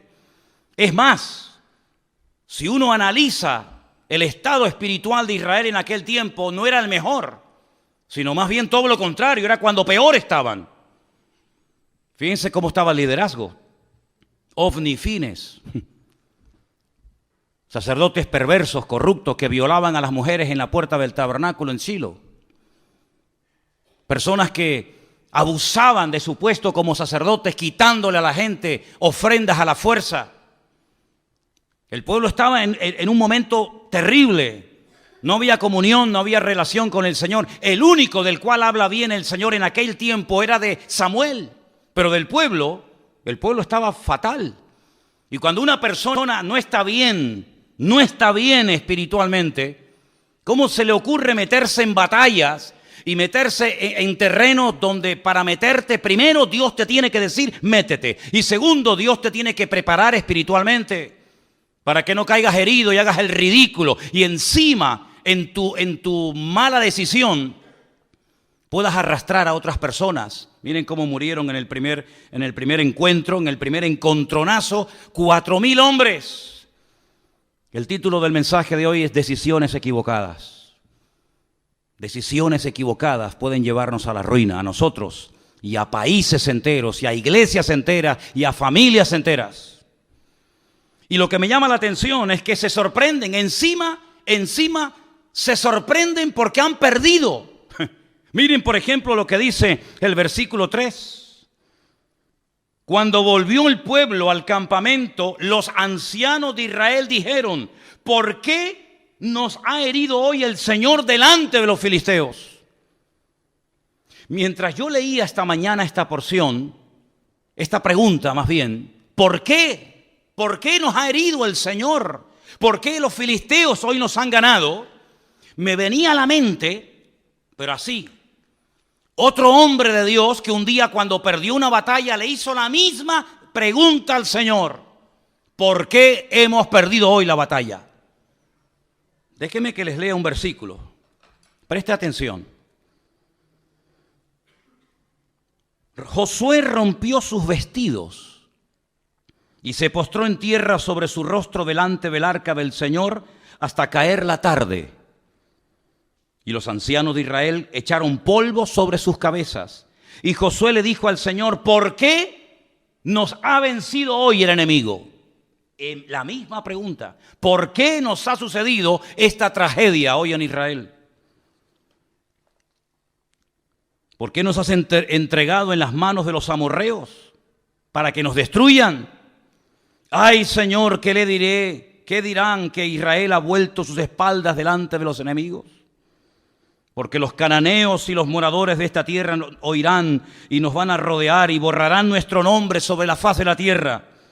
Y entonces, ¿qué harás tú con tu gran nombre? Pero espérense. La diferencia entre la pregunta que le hace el pueblo de Israel al Señor en 1 Samuel 4 y la pregunta que hace en Josué capítulo 7, Josué al Señor, es muy diferente, porque unos no esperan que Dios responda. Cuando tú haces una pregunta, espérate a que se te responda. No preguntes y respondas al momento, sino infórmate, cerciórate si lo siguiente que quieres hacer es lo correcto o vas a seguir metiéndote más en líos. Sin embargo, con Josué fue diferente, porque él rasga sus vestiduras delante del Señor. Él dice: ¿cómo es posible que ayer le ganamos a los de Jericó, una ciudad inmensa, y hoy nos vamos a pelear contra una población, una localidad muy pequeñita llamada Jai, y perdemos? ¿Cómo es posible que al grande le ganemos y al chico perdamos? Y ahora Dios habla y le dice, escuchen, el Señor le dice a Josué: levántate. ¿Por qué te postras sobre tu rostro? Israel ha pecado y aún ha quebrantado mi pacto que yo les mandé, y también han tomado del anatema y hasta han hurtado, han mentido y lo han guardado en sus enseres. Por esto los hijos de Israel no podrán hacer frente a sus enemigos, sino que delante de sus enemigos volverán las espaldas. Por cuanto han venido a ser anatemas, yo no estaré con vosotros. Levántate y santifica al pueblo. Y todos conocemos el resto de la historia de cómo un solo hombre llamado Acán, quebrantó la orden de no coger, de no llevarse nada a su tienda y traer maldición al pueblo. Y entonces cuando ellos santifican, cuando ellos arreglan el problema, se levantan, van a la batalla y vencen al enemigo. Pero en el caso de 1 Samuel 4 no sucedió así, sino que le preguntan al Señor: ¿por qué nos ha herido hoy el Señor? Y no esperan que Dios les hable. Es que a mí me sorprende algunas personas que se enfadan con Dios, se molestan con Dios porque le han salido algunas cosas mal y no tienen la paciencia y la sabiduría de decir: bueno, Señor, ¿en qué he pecado? ¿Qué he hecho mal? ¿Hay algo que tengo que corregir? ¿O sigo en la línea en la que voy y me voy a ir a la ruina yo y todos los que están conmigo? No esperaron en el Señor, no dijeron: bueno, vamos a estar un tiempo en oración, en búsqueda sincera y genuina de parte del Señor, sino que automáticamente preguntan y mira lo que hacen. Versículo 3: traigamos a nosotros de Silo el arca del pacto del Señor, para que viniendo entre nosotros nos salve de la mano de nuestros enemigos. Otro error más. Primer error: ir a la guerra sin que Dios te lo diga. Segundo error: no prepararse espiritualmente. Tercer error: trasladar el arca del Señor sin ningún mandato específico, creyendo que el arca del Señor es una especie de amuleto contra la mala suerte, creyendo que es una especie de talismán, creyendo que es una especie de objeto milagroso o de lámpara de Aladino, que en cuanto haga presencia en el campamento de Israel, todos los problemas se van a solucionar inmediatamente. ¿Cuánta gente se rodea de cruces, de estampitas, de resguardos, de amuletos, creyendo que de esa manera están protegidos contra los malos espíritus, las malas influencias, que Dios está con ellos? ¿Saben lo que demuestran las personas que recurren a cosas creadas por el ser humano para autoprotegerse contra el mundo espiritual? ¿Saben lo que demuestran? Que no conocen a Dios. Porque si conocieran a Dios, sabrían perfectamente que Dios no necesita de nada ni de nadie para proteger tu vida y pelear tus batallas. No tenemos que llevar cruces en el cuello para protegernos de nada. No tenemos que llevar ningún tipo de amuleto, de resguardo para decir, ay, es que por si acaso me hacen algo, o por si acaso alguien me hace algo. No, mi hermano, el ángel del Señor acampa alrededor de los que le temen y los defiende, dice la Biblia. Y decía el rey David, y de esto sabía mucho: y aunque un ejército acampe contra mí, no temerá mi corazón, porque el Señor es mi luz y mi salvación. Bendito sea Dios. Ellos dijeron, no, traigamos el arca. No importa si estamos en pecado, no importa. No importa si nos llevamos mal los unos contra los otros. No importa si la santidad ya es la asignatura pendiente. No importa si estamos bien o mal. Traigamos el arca, que al fin y al cabo no cuesta nada traer un mueble, trasladarlo de un sitio a otro, y el arca por sí misma nos defenderá contra el enemigo. Pero el arca no fue diseñada ni creada por el Señor para tales objetivos. El arca era, digamos, un mueble. Tenemos ahí en la entrada una especie de réplica, y tenéis una fotografía de cómo podía ser el arca en aquellos tiempos. En su interior, en esta caja, en este cajón de madera de acacia forrado de oro por dentro y por fuera, se guardaba un poco de maná para recordarle al pueblo de Israel que Dios había suplido milagrosamente durante muchos años el alimento en el desierto. Se guardaban las tablas de los 10 mandamientos, las que rompió Moisés la primera vez y la segunda, que estaban intactas en su interior. Y también la vara de Aarón también se guardaba cerca de este arca. Era un mueble de oro. Arriba pueden ver, en la parte de arriba, entre las alas de los querubines, estaba lo que llamaban el propiciatorio, y era el lugar en donde entraba el sumo sacerdote una vez al año y derramaba la sangre de un sacrificio que previamente había hecho en la entrada, y allí oraba y allí intercedía para que Dios protegiera al pueblo de Israel durante un año más, hasta el próximo día del Yom Kippur, el día del perdón. Tremendo. Parece que el pueblo de Israel no termina de aprender la lección. No es la primera vez que recurren a un objeto creado, no es la primera vez que recurren a un objeto depositando su fe en el objeto más que en el Dios del objeto. Ya lo habían hecho en el monte Sinaí, ¿se acuerdan? Cuando dice la Biblia que según ellos, Moisés tardaba mucho. No sabían qué había ocurrido con el varón de Dios. Y entonces dijeron, mira, como no sabemos lo que ha pasado con este hombre, si está vivo, si está muerto, si vendrá o no vendrá más, vamos a hacernos unos dioses que nos vuelva otra vez a llevar por el desierto y volvamos otra vez a Egipto. Y dice la Biblia que Aarón, el hermano de Moisés, le pidió a la gente que les diera zarcillos y pendientes de objetos de oro, y lo fundieron y le dieron forma, y dice que hicieron un becerro de oro. Y entonces le dijeron, este es el Dios que te sacó de Egipto. Y cuando Moisés baja de la montaña se encuentra aquel espectáculo vergonzoso y les dice, ¿qué habéis hecho? Y Aarón, tratando de justificar lo injustificable, les dice, no sé, yo cogí el oro, lo eché en el fuego y salió esto. Así dice, léanlo. Yo eché el oro y de repente, no sé, ¡pum!, apareció así de la nada este becerro de oro. Y Moisés se indigna y rompe las tablas de los 10 mandamientos y tiene que otra vez volver a subir a la montaña, porque ellos lo que querían era tocar, ellos lo que querían era ver a ese Dios, que no era ese Dios ni mucho menos, ¿verdad? Ya también lo hicieron en la época de Gedeón. No sé si se acuerdan ustedes que Gedeón hizo un efod, que al final terminaron adorándolo.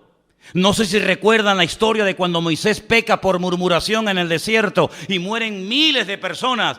Y el Señor le dice que haga una serpiente de bronce y que la clave en un asta para que la gente cuando la mire, detrás de todo esto hay una explicación extraordinaria. Y dice que aquella serpiente de bronce en los tiempos de los reyes le presentaban incienso y fue objeto de adoración hasta que tuvieron que despedazarla. Y así el hombre tiene siempre como una tendencia a agarrarse a cosas. Y alguien dijo que potencialmente todos los seres humanos tenemos tendencia a la idolatría. Parece mentira. Hay gente que dice, no, yo no adoro a nadie, sí, pero luego pero tus hijos los adoras, ¿verdad? O adoras tu casa, o adoras tu trabajo, tu coche, o tus pertenencias. El hombre siempre está tratando de tener algo a lo cual agarrarse y de poder ver, de poder... Sin embargo, nos olvidamos de aquella palabra tremenda en el Evangelio según San Juan, capítulo 4, cuando el Señor Jesucristo dice que Dios es espíritu. Y los que quieran adorar a ese Dios de espíritu tienen que hacerlo en espíritu y en verdad. Y la palabra del Señor nos enseña que nuestro Dios no se puede hacer, no se puede medir, no se puede pensar, porque nuestro Dios es, primero, inmortal. Segundo, infinito. Dígalo conmigo. Tercero, inmutable. Cuarto, inalterable. Quinto, incomparable. Sexto, inigualable. Séptimo, inescrutable. Y así podríamos estar toda la noche enumerando características de nuestro Dios. Y nuestro Dios prohíbe que se le hagan a Él figuras de oro, de plata, de piedra, de bronce o de lo que sea, sino que al Señor tu Dios adorarás y a Él solo servirás, sin darle ningún tipo de forma, sin darle ningún tipo de medida, sino que nuestro Dios es espíritu y por eso Él ha puesto su espíritu en nosotros para que podamos comunicarnos con Él por la fe y no por vista. ¿Cuántos dicen amén? Pero Israel cayó en la torpeza de creer que porque venía el arca al campamento, lo cual trajo aparentemente mucho júbilo y mucho grito, pero solamente fue eso. Mucho grito, nada más. Hay algunas iglesias que a veces dicen, demos un grito de júbilo. Y después del grito de júbilo, ¿qué queda? Porque aquí gritaron, y dice que gritaron tanto que el enemigo se asustó. Y dice que gritaron de tal manera y con tal volumen que dice que la tierra tembló. Pero no hubo cambios en el mundo espiritual, era todo emoción. Es como cuando dice la Biblia que aquellos huesos comenzaron a unirse el uno al otro y lo único que había era ruido, mucho jaleo, pero no había espíritu, no había presencia divina en lo que estaba ocurriendo en aquel lugar. Y en todas nuestras acciones, en todo lo que hagamos, pensemos o planeemos, no solamente tenemos que buscar la expectativa, el ruido, la apariencia, sino tener el aval y el respaldo divino de que Dios está detrás de la obra o de la palabra o de la acción que estoy haciendo. ¿Cuántos dicen amén? El mismo Señor Jesucristo dice, lo que yo digo y lo que yo hago, no lo hago por mi propia cuenta, sino que hago y digo lo que el Padre me autoriza y me ordena que haga y que diga. Eso es un sometimiento total y absoluto a la voluntad divina. En palabras y en acciones, pero en estos nada que ver.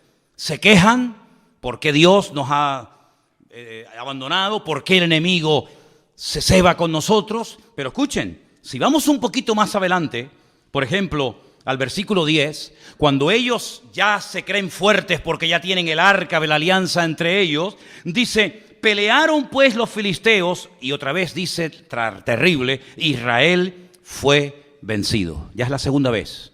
Primera vez te dio una paliza y 4,000 hombres perdieron la vida. Y no aprendes, no hay manera, vas de mal en peor y sigues y sigues y sigues. Pero ¿cuándo nos vamos a dar cuenta que lo natural es un reflejo de lo espiritual?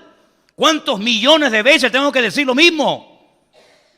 Que cuando las cosas van mal, Dios te está dando un mensaje que tienes que saber interpretarlo y tienes que pararte y preguntarle al Señor, Señor, ¿qué está ocurriendo? Porque no es como el mundo dice, bueno, es mala suerte, es una mala temporada, no. Sino que la palabra del Señor nos da principios concretos y específicos para que la victoria no sea algo casual, algo esporádico, sino sea la tónica habitual de nuestra vida. Y cuando en mi vida no hay victoria, Cuando en mi vida lo único que hay son desgracias, follones, peleas, divisiones, enfermedades, conflictos, etcétera, etcétera, tienes que pararte, querido.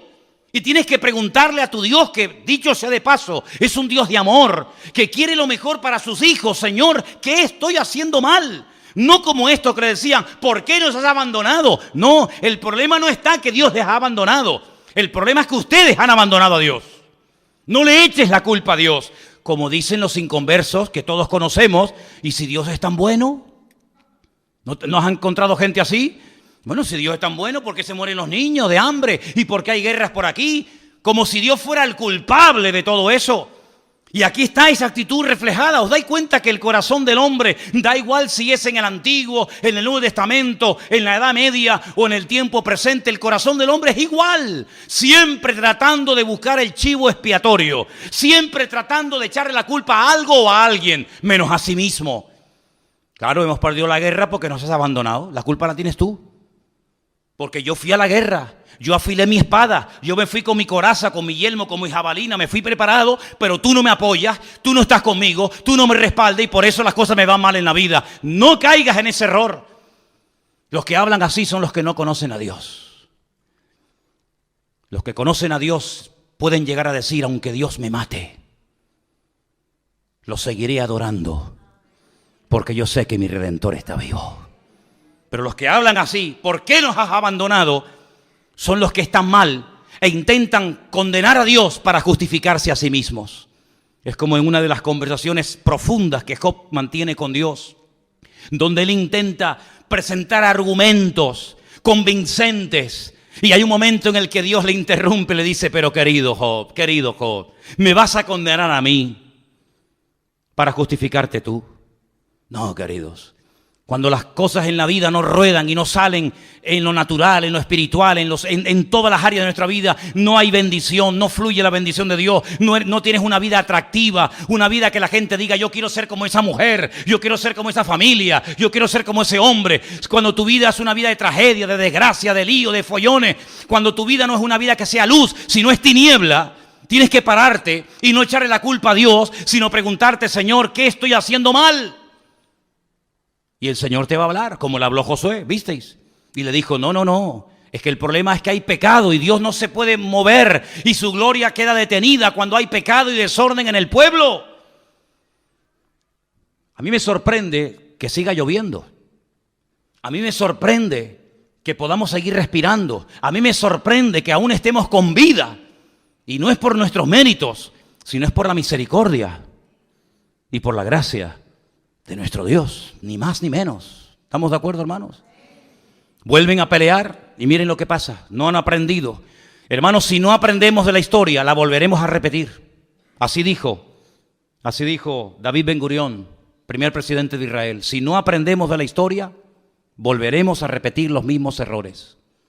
Y me da la impresión de que hay muchos líderes políticos a nivel mundial que no han aprendido de la historia y que vuelven otra vez a repetir la historia y los mismos errores, y aún peor que en el pasado.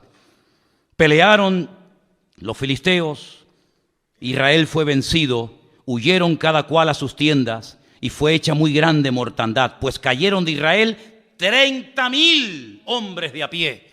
Primeramente habían caído 4,000, ahora 30,000, ya van 34,000 muertos.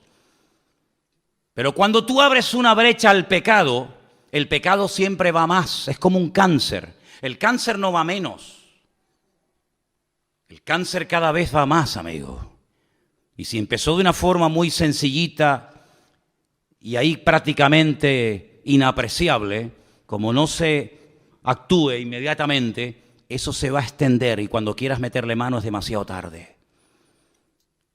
No solamente ya han muerto 34,000 hombres, pero 34,000 hombres significa, no digo todos, pero muchos tendrían hijos. ¿Cuántos miles de niños quedaron en aquel tiempo huérfanos por una mala decisión? ¿Cuántas viudas? Porque la mayoría de estos hombres que iban a la guerra eran mayores de 20 años.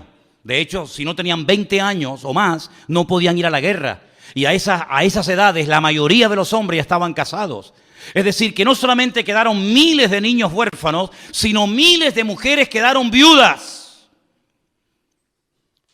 por una mala decisión.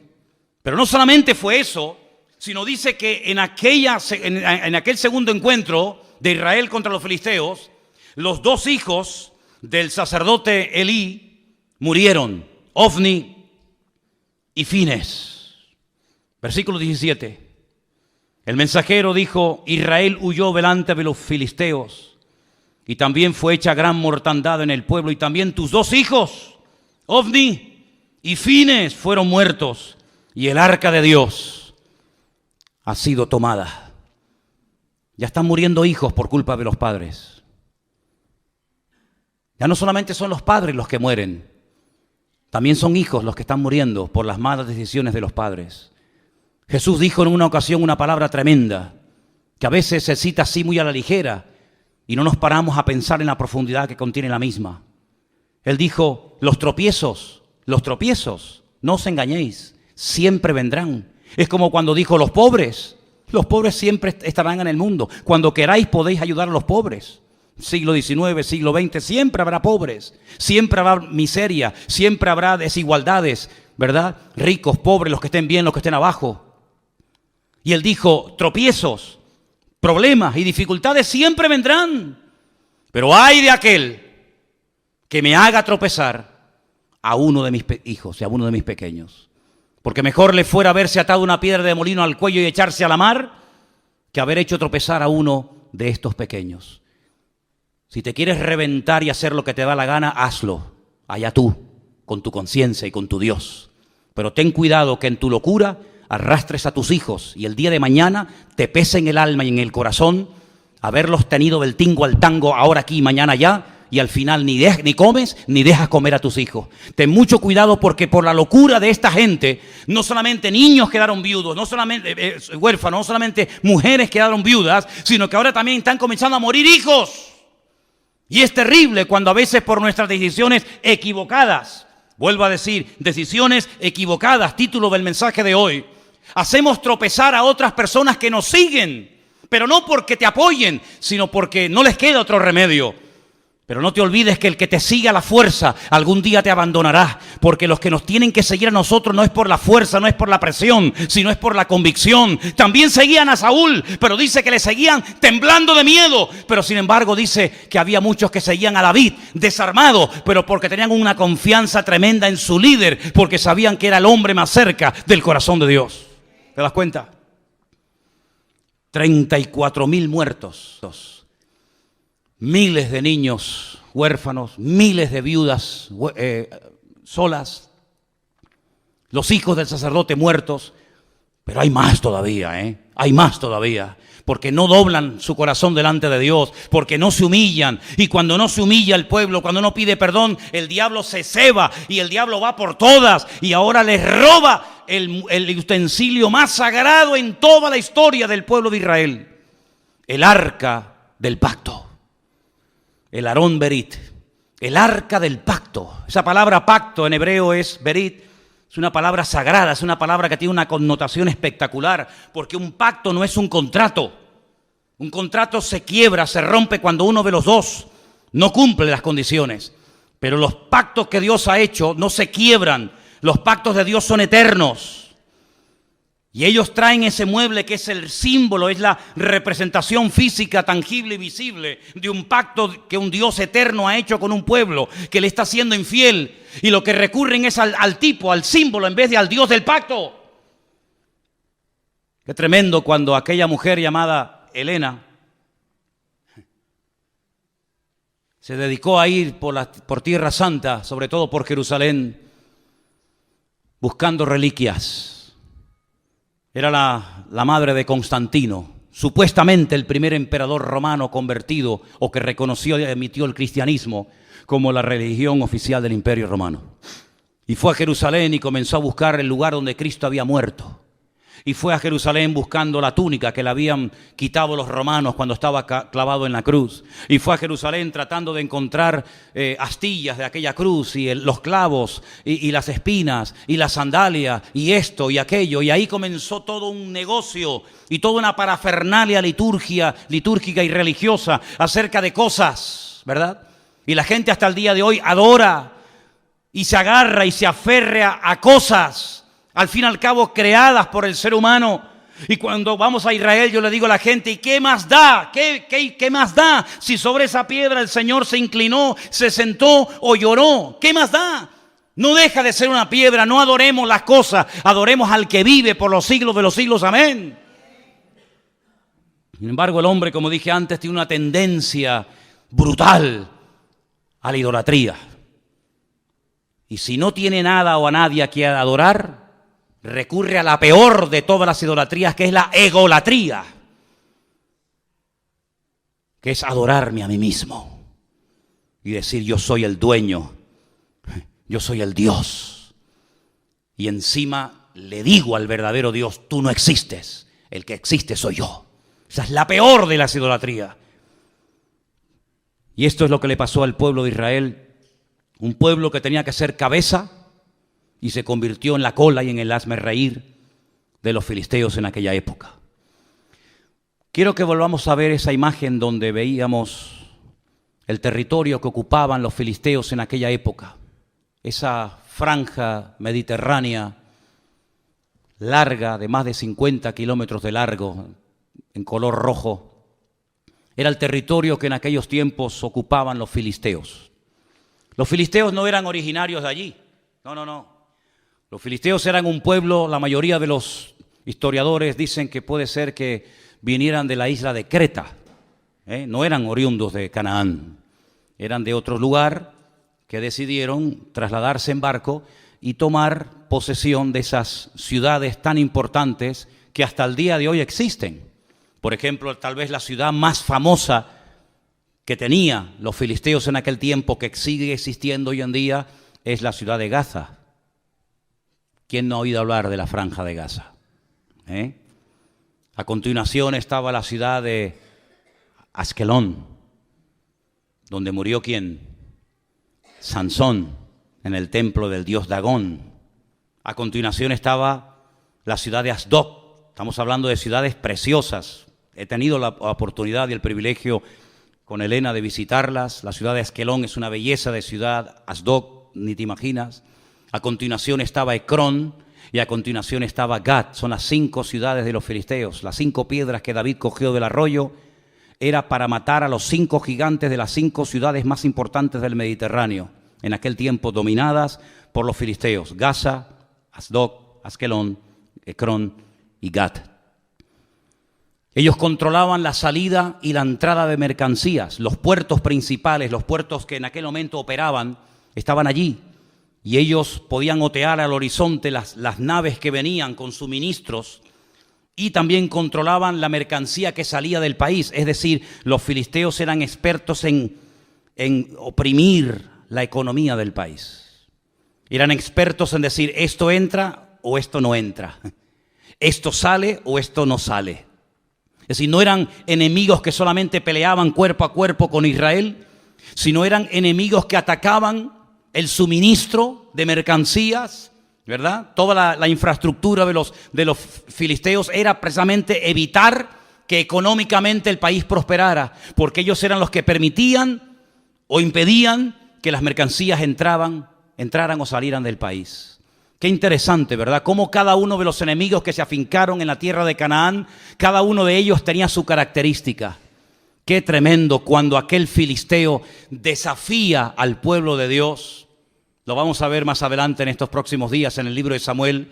Y cómo David reconoce, cómo David discierne espiritualmente que detrás de ese gigante, detrás de esa masa de carne, detrás de ese hombre natural, hay un poder, un principado espiritual que lo que intenta es ahogar y lo que intenta es amedrentar y asustar al pueblo de Dios. El arca es robada, se la llevan los fariseos a su tierra. No es que obraran mejor que los israelitas, pero a veces, escúchame bien, los inconversos son el látigo que Dios utiliza para tratar con tu vida. Escucha bien esto que te acabo de decir. Tal vez lo has oído o tal vez la primera vez en tu vida que un pastor te dice esto.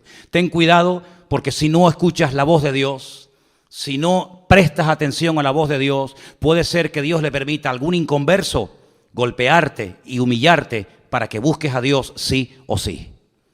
No te olvides que Dios puede utilizar al faraón para decirte ven y toma tierras y vive de maravilla, o al mismo faraón o a otro lo puede utilizar para amargarte la vida y para impedirte y coaccionarte tu libertad. Dios puede utilizar a un Nabucodonosor para destruir a un templo y para destruir una civilización y para destruir a todo un pueblo y una ciudad, y al mismo personaje el Señor lo puede utilizar para levantarte y para prosperarte y ponerte con autoridad y con poder en Babilonia, como fue el caso de Daniel, Mesac, Abednego y Misael. No te olvides que Dios puede utilizar a un Ciro, ¿verdad?, para volver a reconstruir el templo, o puede utilizarlo para destruir el templo. En otras palabras, Dios quiere tratar con tu vida sí o sí, en esta iglesia o a la que vayas. No puedes huir del trato de Dios. Si no le escuchas por las buenas, tendrás que escucharlo por las malas.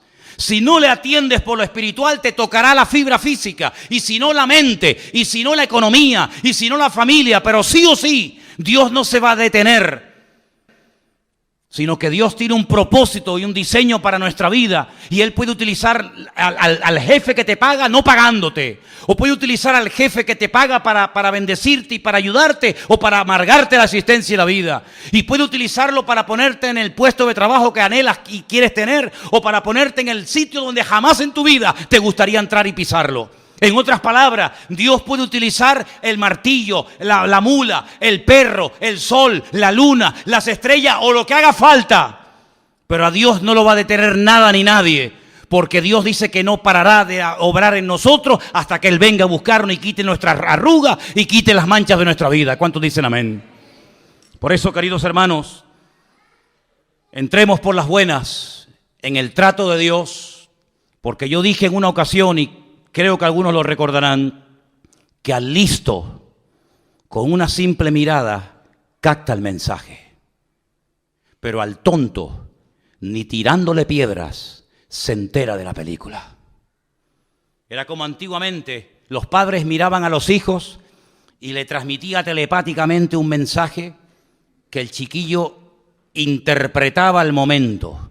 No hacía falta traductor de Google ni vainas raras, sino que la simple mirada del viejo, cuando coincidía con la tuya, te estaba diciendo: o te quedas quieto, o cuando vaya a casa te meto un cogotazo que te vas a enterar, malcriado.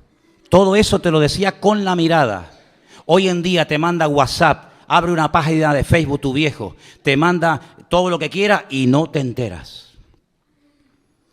Vamos a leer algunos versículos interesantes. Proverbios 3, del 31 en adelante. Proverbios capítulo 3, si me los ponen casi mejor. 31 al 33, perfecto. Proverbios 3, del 31 al 33. No envidies al hombre injusto. ¿Conoces a alguien que se porta injustamente contigo? ¿No? Bueno, yo sé que ustedes siempre están en otro nivel, están en una dimensión espiritual a la que yo todavía no he llegado, pero si algún día conoces a alguna persona injusta que le va bien, tiene un buen coche y tal y cual, dice, no lo envidies, no tengas envidia del injusto, ni escojas ninguno de sus caminos, porque el Señor abomina. Ay, nos habían dicho que Dios ama al pecador y aborrece el pecado. ¿No nos habían dicho eso? Pues es que eso no está en la Biblia. No, hermano. La Biblia dice que Dios ama al pecador, pero aborrece el pecado. ¿Y dónde está eso? Eso no es de la Biblia. Eso se lo inventaron yo no sé quién. Yo lo que leo es que Dios abomina al perverso. ¿Cómo va a amar Dios a un violador de niños? Tendrá que arrepentirse de su pecado para cambiarlo y para hacer algo en su vida. Pero mientras no se arrepienta, el violador, el asesino, el ladrón, el injusto, etcétera, etcétera, dice, Dios lo abomina. Abomina al perverso. Pero su comunión íntima, ¿con quién es? Con los justos. Y el 33, porque la maldición de Dios, ay amigo, ahora se va a dar cuenta porque hay gente que está así. Porque la maldición de Dios es real, es tan real como la bendición de Dios, igual. La maldición de Dios, ¿dónde está? En la casa del impío. de los que le han dado la espalda a Dios. Pero Él bendecirá la morada, la casa de los justos. Así es lo que dice la palabra. Salmo 37, 1 y 2, un salmo que le gusta mucho a Miriam. Salmo 37, 1 y 2, es precioso. No te impacientes a causa de los malignos. Otra vez la envidia. Ni tengas envidia de los que hacen iniquidad, porque como hierba serán pronto cortados y como hierba verde se secarán. ¿Cuántos dicen amén? Y el último, segunda de Pedro capítulo 2, del 20 al 22. Dice así la palabra. Ciertamente, y esto es muy fuerte esta palabra que voy a leer esta noche. Espero que no haya nadie que esté viviendo en este terreno, porque mira lo que dice el Señor. Si habiéndose ellos, está hablando de gente que conoció, gente que tuvo un encuentro con el Evangelio, si ellos, habiendo escapado de las contaminaciones del mundo, ¿y cómo escaparon del sistema de valores del mundo? Como dice ahí, de las contaminaciones del mundo. ¿Cómo lo hicieron? Por el conocimiento del Señor y Salvador Jesucristo. Así escaparon de ese mundo. No por fuerza de voluntad, no porque dijeron, bueno, yo me voy a proponer no juntarme con gente mala, voy a intentar cambiar. No es por ese sistema. Sino que hay gente que escapó, logró salir de las contaminaciones del mundo por el conocimiento del Señor y Salvador Jesucristo. Eso está bien claro, ¿sí o no? ¿Sí o no? Dice, enredándose otra vez en ellas, son vencidos, claro. Su postrer estado viene a ser peor que el primero. Porque mejor les hubiera sido no haber conocido el camino de justicia, que después de haberle conocido, volverse atrás del santo mandamiento que les fue dado. Pero les ha acontecido lo del verdadero proverbio, que el perro vuelve al vómito y la puerca lavada a revolcarse en el cieno. Ay, amigo, más claro agua, ¿eh? Aunque usted no lea esto en hebreo, ni en arameo, ni en griego, usted lo entiende perfectamente. Yo tengo que decir como pastor, y me gustaría decir todo lo contrario, pero mentiría si lo hiciera, que nunca he conocido a nadie que se haya apartado de los caminos del Señor, que su vida haya sido una maravilla. Si así fuera, más de uno se vería tentado a decir, oye, separándome del Señor, vivo mejor. Pero es que no hay ni la más mínima tentación en los que hemos nacido de nuevo. No tenemos ni la más mínima tentación de separarnos, de dejar a Dios, de darle las espaldas. ¿Saben por qué? Porque no hay ni una sola persona, se llame quien se llame y viva donde viva, que habiendo conocido el Evangelio y al Señor, apartándose de Él, la vida de fuera mejor. Sino que el Señor los compara con un perro que vomita y se vuelve a comer lo vomitado. Y si lo compara con un cerdo que lo lava y en cuanto encuentra basura, se vuelve a revolcar en él. Y dice, y el postrer estado es peor que al principio. Hermano, si usted no entiende esto, yo ya no sé cómo decírselo. En otras palabras, este pueblo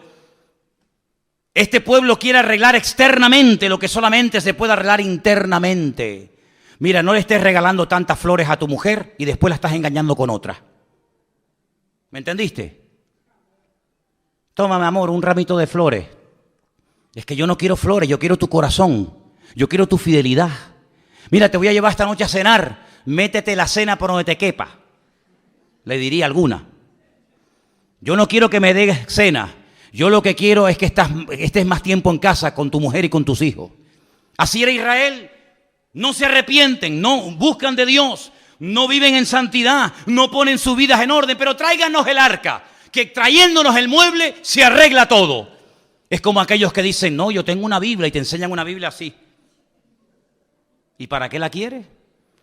Y el crucifijo, y el rosario, y tantas cosas externas que lo único que hacen es dar una pincelada de cristianismo, pero tu corazón está lejos. Como decía el Señor, aquellos fariseos de la época, con su boca me adoran, pero su corazón está lejos de mí.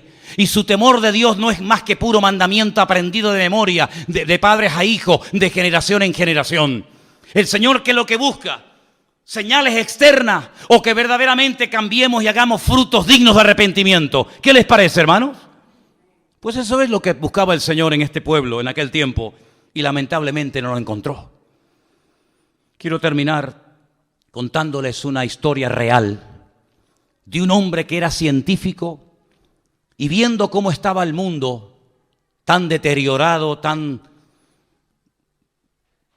pésimas condiciones, intentó en su laboratorio encontrar la respuesta a los males del mundo. Y ahí estaba de noche y de día con sus fórmulas químicas y matemáticas y esto y aquello, tratando de encontrar algo, no sé, algo, una pastilla, un remedio para los problemas del mundo. Pasaba horas y días, semanas enteras en su laboratorio, tratando de encontrar el remedio para los males del mundo. Y cuando estaba allí metido con todo su trabajo y con toda la faena, de repente entra en el laboratorio su niño pequeño de 6, 7 años, revoltoso, toqueteando, jugueteando con todo. Y el padre sabe que no va a poder seguir trabajando porque el chiquillo era muy inquieto. Y entonces no se le ocurre otra cosa al padre que coger una revista donde hay un mapa del mundo, lo arranca, la corta en pedacitos y le dice al niño: toma, tú solo, quiero que arregles el mundo, quiero que pongas cada continente y cada ciudad en su sitio, cada país en su sitio. Y le da esas hojas del mapa rotas y un trozo de una cinta adhesiva para que lo arregle y se lo traiga al padre. El padre dice: bueno, ahí lo tendré aburrido y me dejará trabajar tranquilo. Al poco rato, el niño se acerca al padre y dice: papá, ya está todo arreglado. El padre le dice: no puede ser, no puede ser. A ver, muéstrame qué es lo que has hecho. Y efectivamente, le muestra el mapa perfecto, todo pegadito con cinta adhesiva, cada país en su sitio, cada continente en su sitio, todo en su lugar. El padre se queda sorprendido y le dice: pero hijo, ¿cómo has sido capaz tan rápido, sin conocer tú al mundo, sus ciudades, sus países, sus continentes? ¿Cómo has sido capaz de arreglarlo tan rápido? Y le dice: papá, es que yo no sé arreglar el mundo, pero cuando arrancaste la hoja, yo vi que por detrás había la figura de un hombre. Y entonces lo que yo hice fue arreglar primeramente la figura del hombre, que la conozco. Puse los brazos del hombre en su sitio, las piernas, la cabeza, y cuando arreglé al hombre, le di la vuelta y había arreglado el mundo. Eso es lo que intentan hacer los seres humanos, arreglar el mundo. Pero para arreglar el mundo, primeramente hay que arreglar el corazón del hombre. Y el corazón del hombre no lo puede arreglar nadie, más que solamente su Creador, porque Él sabe perfectamente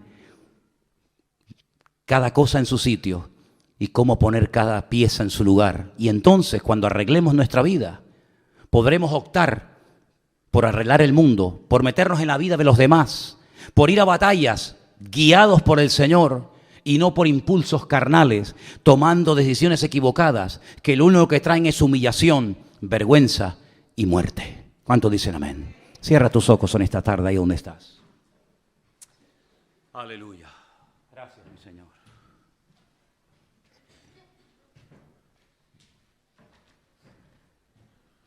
Gloria a tu nombre, Jesús. Bendito sea Dios. Qué bueno eres tú, Señor. Dice la Escritura: yo he venido para darte vida